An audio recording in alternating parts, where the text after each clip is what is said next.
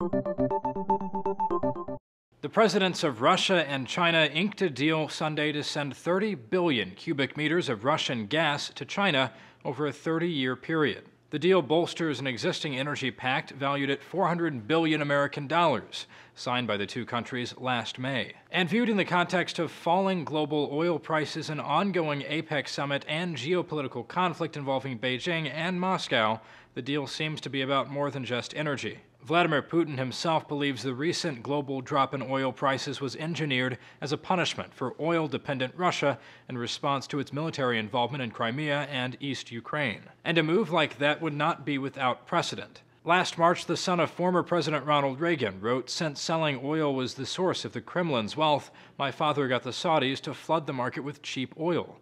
Reagan suggested President Obama should also use oil prices to keep Russian aggression in check. Sunday's deal provides added assurance that Russian energy will continue to have a market, but it's also part of a strengthening relationship between the two countries. Putin has met with his Chinese counterpart 10 times in less than 2 years. As political scientist Graham Allison told the New York Times, there's a personal chemistry you can see.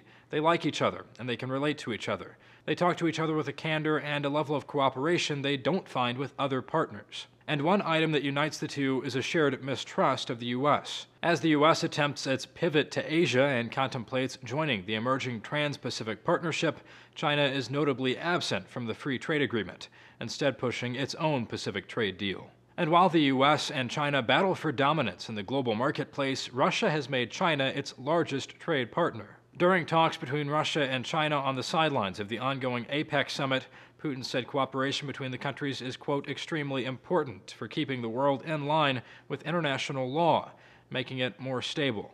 For Newsium's Zach Toombs.